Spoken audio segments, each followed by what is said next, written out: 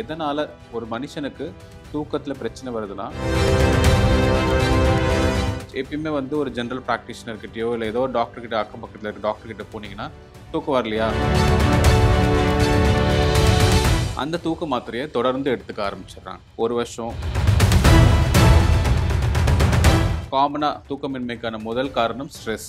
Stress எதனால வருது? ஒரு மனிதருக்கு 7 மணி நேரத்திலிருந்து 8 மணி நேரம் தூக்கம் என்றது மிக முக்கியம். எதற்காகனா, தூக்கமின்மை பிரச்சனைகளோட இருக்கிறவங்களுக்கு ஸ்லீப் ஹைஜீன் டெக்னிக்ஸ் ஒன்று நம்ம சொல்லிக் கொடுப்போம். ஸோ ஸ்லீப் ஹைஜீன் டெக்னிக்ஸ்னால் என்ன? ஸோ பகல் நேரத்தில் நீங்கள் தூங்குறீங்கன்னா தூக்க மாத்திரைகளுக்கு அடிமையாகிடுறாங்க. இதுதான் நம்ம இது சைக்காட்ரிக் டிஸார்டர் ஆகிடுது. ஸோ அந்த மாதிரி நபர்கள் என்ன ஆகும், 1 நாள் 2 நாள் தூக்க மாத்திரைகள் விட்டால் கூட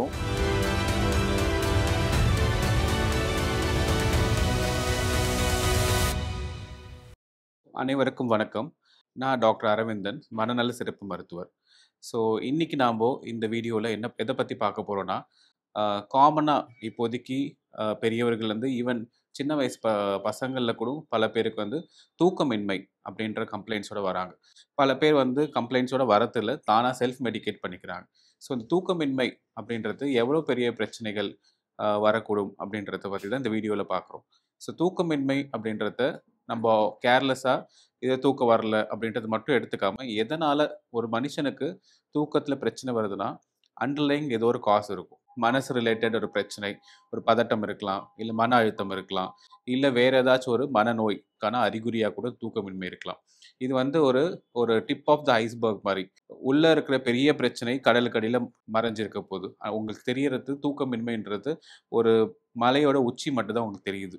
ஸோ தூக்கமின்மைன்றது நம்ம லைட்டாக எடுத்துக்கக்கூடாது. எதனால் தூக்கம் வரலன்றதை நம்ம ஆராய்ஞ்சு பார்க்கணும். ஸோ அதுக்கு நம்ம காமனாக என்ன பண்ணுறோம், எப்பயுமே வந்து ஒரு ஜெனரல் பிராக்டிஷனர் கிட்டயோ இல்லை ஏதோ டாக்டர் கிட்ட அக்கம் பக்கத்தில் இருக்க டாக்டர் கிட்ட போனீங்கன்னா, தூக்கம் வரலையா, சரி இந்த மாத்திரை போடுங்கன்னு சொல்லிட்டு ஒரு 10 நாளைக்கு கொடுக்குறாங்க ஒரு தூக்க மாத்திரை. பட் நாம் என்ன பண்ணுறோம், நாமனா பெரும்பாலானோர் என்ன பண்ணுறாங்கன்னா, அந்த தூக்க மாத்திரையை தொடர்ந்து எடுத்துக்க ஆரம்பிச்சிடுறாங்க. 1 வருஷம், 2 வருஷம், பல பேர் வந்து பல வருஷம், கிட்டத்தட்ட 10-20 வருஷம் தூக்க மாத்திரை எடுத்துகிட்டு இருந்தவங்க நம்ம பார்க்கலாம். ஸோ இந்த தூக்கமின்மைன்ற பிரச்சனையை நம்ம லைட்டாக எடுத்துக்காமல், தூக்கம் வராததுக்கான காரணம் என்ன, அந்த காரணத்தை நம்ம ட்ரீட் பண்ணோன்னா அந்த தூக்கமின்மைன்ற பிரச்சனையை அடியோடு நம்ம க்யூர் பண்ணியிருக்கலாம். ஸோ உதாரணம், காமனாக தூக்கமின்மைக்கான முதல் காரணம் ஸ்ட்ரெஸ். ஸ்ட்ரெஸ் எதனால் வருது? நம்ம வாழ்க்கையில் நடக்கிற பிரச்சனைகள், வேலையில் இருக்கிற பலு, குடும்பத்தில் இருக்க பாரங்கள். ஸோ இந்த ஸ்ட்ரெஸ் அதிகமாக மன அழுத்தமாக மாறுது. ஸோ மன அழுத்தம் தூக்கமின்மைக்கு ஒரு முக்கியமான காரணம். இதை தவிர்த்து பார்த்திங்கன்னா, பதட்ட நோய், இந்த மது, புகைப்பழக்கம், பிற ட்ரக்ஸ் எடுத்துக்கிறதுனால தூக்கமின்மை வரதுக்கான வாய்ப்புகள் இருக்குது. இல்லை உங்களுக்கு ஏதாவது ஃபிசிக்கல் எயில்மெண்ட்ஸ் எதாவது இருக்குது, தொடர் நோய் இருக்குது, சர்க்கரை நோய் இருக்குது, இரத்த கொதிப்பு இருக்குது, இதய நோய் இருக்குது அப்படின்னா, தொடர் நோய் உள்ளவங்களுக்கும் தூக்கமின்மை வரலாம். ப்ளஸ் ஜென்ரலாக வயதாக சில பேருக்கு அந்த தூக்கத்தோடைய குவாலிட்டி குறைஞ்சிட்டே வரும். அடிக்கடி வந்து நடுவில் ஏஞ்சிக்கிறது, சில யூரினரி சிம்டம்ஸ் வரலாம். குறிப்பாக ஆண்களுக்கு அடிக்கடி வந்து யூரின் வரது, ஸோ அதனால் ஏஞ்சிப்பாங்க. ஸோ தட் அந்த தூக்கம் கெட்டு போகும். ஸோ சில பேருக்கு வந்து சுகர் இருக்க பேஷண்ட்ஸ்க்கு வந்து அவங்களுக்கும் அதே மாதிரி தான் அடிக்கடி யூரின் வரும், சுகர் கண்ட்ரோல் இல்லாதவங்களுக்கு. ஸோ இந்த மாதிரி உங்களுக்கு ஃபிசிக்கல் எயில்மெண்ட்ஸ்னால கூட தூக்கமின்மை வரலாம். ஸோ அந்த தூக்கமின்மைன்றது நம்ம லைட்டாக எடுத்துக்காம, முக்கியமாக இந்த தூக்க மாத்திரைகளை தொடர்ந்து மருத்துவர்களோட பரிந்துரையின்றி நீங்களே எடுத்துக்கிறது ரொம்ப தவறு. ஸோ ஒரு மனிதருக்கு ஒரு 7 மணி நேரத்திலிருந்து 8 மணி நேரம் தூக்கம்ன்றது மிக முக்கியம். எதற்காகனா, அடுத்த நாள் தன்னுடைய இயல்பான வேலைகளை செய்யறதுக்கும், ஒரு புத்துணர்வோடு இருக்கிறதுக்கும், ஒரு எனர்ஜெட்டிக்காக நம்மளுடைய அன்றாட வேலையில் செயல்படுறதுக்கும் தூக்கம்ன்றது ரொம்ப முக்கியமான பங்கு வகிக்குது. ஸோ அந்த தூக்கம் அப்படின்றது வராத போது கண்டிப்பாக வந்து அடுத்த நாள் நம்மளுக்கு ஒரு தலைவலி, உடல் சோர்வு, எதுலேயுமே கான்சன்ட்ரேட் பண்ண முடியாமல் போகலாம். ஸோ ஒரு எரிச்சலாகவே இருப்பாங்க. ஸோ இந்த மாதிரியான பல பிரச்சனைகள். ஸோ இதனால் அவங்களுடைய குவாலிட்டி ஆஃப் லைஃப் அப்படின்றது ரொம்ப கண்டிப்பாக ஒரு பாதிப்படையுது. ஸோ அந்த தூக்கம் அப்படின்றது ரொம்ப முக்கியமானது. ஸோ இந்த தூக்க பிரச்சனைன்றதை நம்ம லைட்டாக எடுத்துக்கக்கூடாது. ஸோ இந்த தூக்க பிரச்சனைக்கான காரணத்தை கண்டுபிடிச்சு அதற்கான தீர்வு தேடணும். தூக்க மாத்திரைகள் மட்டும் தூக்க பிரச்சனைக்கு தீர்வு கிடையாது.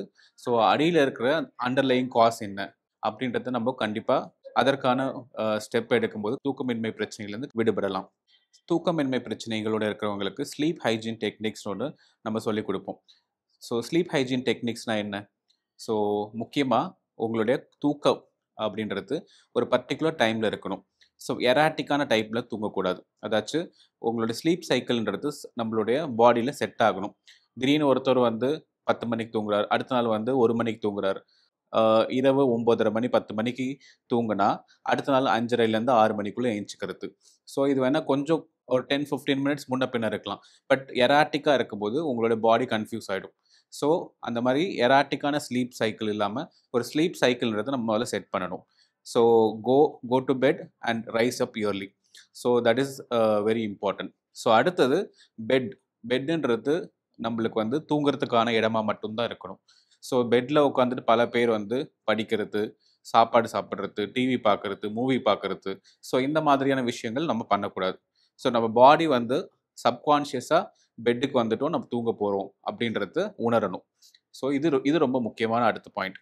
ஸோ அடுத்தது மது பிளஸ் புகைப்பிடிப்பவர்கள் அப்படியே இருந்தீங்கன்னா, அந்த பழக்கத்த விட்டொழிய வேண்டும். ஸோ இது வந்து கண்டிப்பா நம்மளோட தூக்கத்த அஃபெக்ட் பண்ணும். கூட வந்து நான் சொன்ன மாதிரி ஒரு ஸ்டிமுலேட்டிங் சப்ஸ்டன்சஸ் அதாச்சும் ஒரு காஃபி இல்ல கார்பனேட்டட் கேஃபினேட்டட் ட்ரிங்க்ஸ் அந்த மாரி எடுக்கும்போது, கண்டிப்பா அது உங்க தூக்கத்த அஃபெக்ட் பண்ணும். ஸோ அந்த மாரியான ட்ரிங்க்ஸ் இல்ல அந்த மாரியான காஃபிலாம் லேட் நைட்ல எடுக்கிறத தவிர்த்துக்கணும். ஸோ மிதமான எக்ஸர்சைஸ் ஒரு வாக் அந்த மாரி போலாம். ஆனா தூங்குறதுக்கு முன்னாடி ஹெவி ஒர்க் அவுட்ஸ் அப்படியே பண்ணக்கூடாது. ஸோ அதுவும் உங்க பாடிய ஸ்டிமுலேட் பண்ணும். தூக்க பிரச்சனைய உருவாக்கலாம். ஸோ பகல் நேரத்தில நீங்க தூங்குறீங்கன்னா, அத கொஞ்சம் தவிர்த்துக்கணும். ஸோ தூக்கம் இல்லன்ட்டு பகலெல்லாம் வந்து 2 மணி நேரம், 3 மணி நேரம் தூங்கிட்டா, அதுவும் தூக்கத்தில தான் 8 மணி நேரம் தூக்கம்னு சொன்னேன்ல, அதில அந்த 3 மணி நேரமே சேர்த்துக்கணும். ஸோ பகல்ல தூங்குறத நம்ம அவாய்ட் பண்ணிக்கணும். ஸோ அ சில பேர் தூக்கம் வரலன்னு சொல்லிட்டு, உங்களோட பெட்டுக்கு நேரா ஒரு கிளாக் இருக்கும். 1 மணி ஆயிடுச்சு, 2 மணி ஆயிடுச்சு, 3 மணி ஆயிடுச்சு பார்த்துட்டே இருப்போம்.